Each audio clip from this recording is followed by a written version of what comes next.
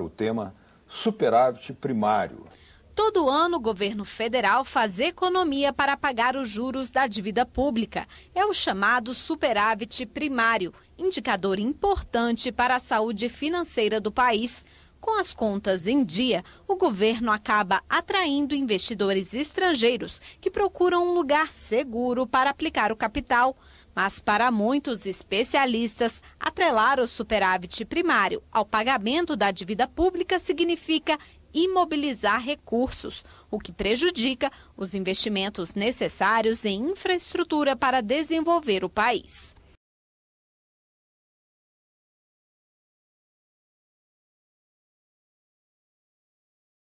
Primeiro, é importante nós destacarmos o que é um resultado, o que é uma meta.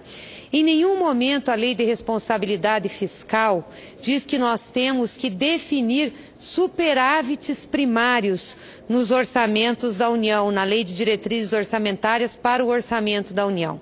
O que diz o artigo 4º, parágrafo 1º, é que deve-se sim definir uma meta de resultado nominal e primário. Não diz se esse resultado tem que ser positivo ou negativo, superavitário ou deficitário. Tem que se ter um resultado.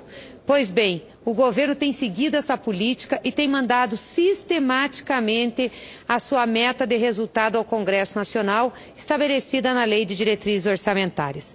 E é interessante dizer que a meta de resultado, ela não é um objetivo em si mesmo, senador Pedro Simon. Eu escutei seu pronunciamento dessa tribuna, assim como também da senadora Ana Amélia. Ela não é um resultado em si mesmo. Ela é um instrumento de política fiscal para ser utilizada em momentos onde se tem grande arrecadação ou momentos de fartura no orçamento fiscal, para que possamos fazer uma poupança para pagar serviços da dívida, não só os seus serviços, mas também parcela do principal. E em momentos onde nós não tenhamos fartura, onde estejamos submetidos a uma conjuntura difícil, nós podemos diminuir esse resultado.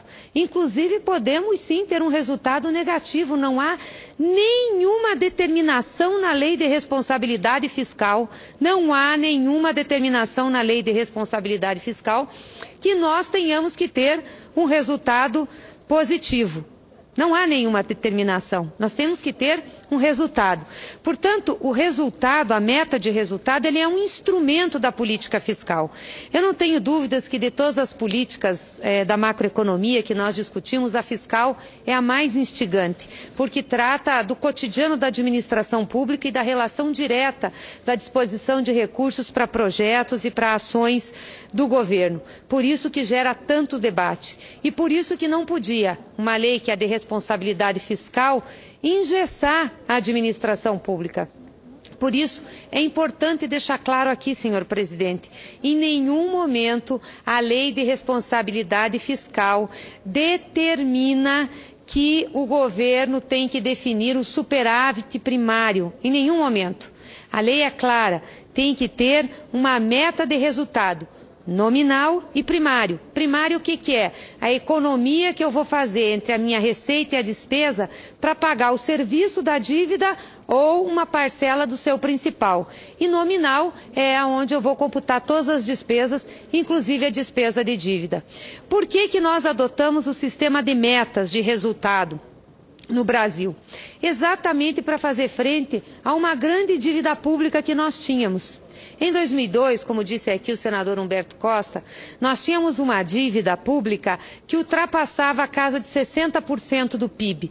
Uma dívida altíssima, além de ter uma dívida externa também muito alta e não termos reservas internacionais. E depender a nossa liquidez para fazer frente às reservas de um empréstimo com o Fundo Monetário Internacional. Nós precisávamos ter um elemento, ter um instrumento que nos ajudasse a equilibrar as contas, ou seja, a pagar o serviço da dívida e reduzir o seu impacto em relação ao nosso produto interno bruto.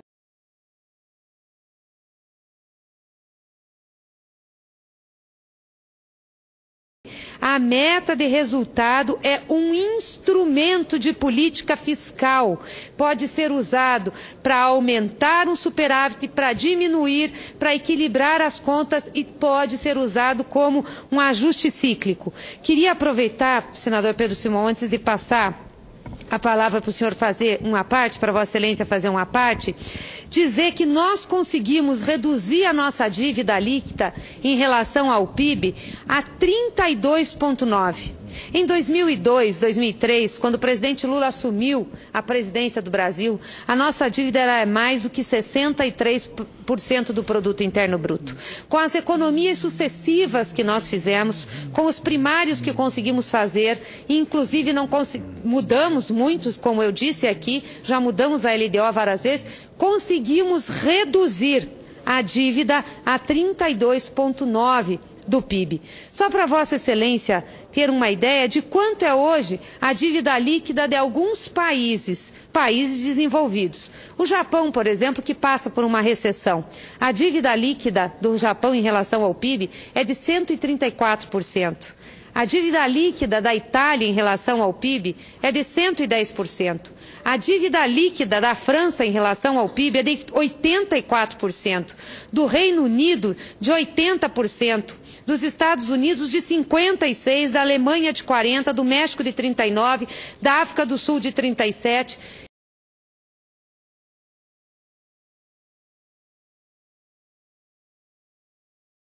Portanto, também em relação à dívida bruta, não há que se falar que nós corremos risco de desequilíbrio. Portanto, não há por que impormos um ajuste fiscal ao nosso orçamento, tirar dinheiro de investimento que é fundamental para o desenvolvimento desse país.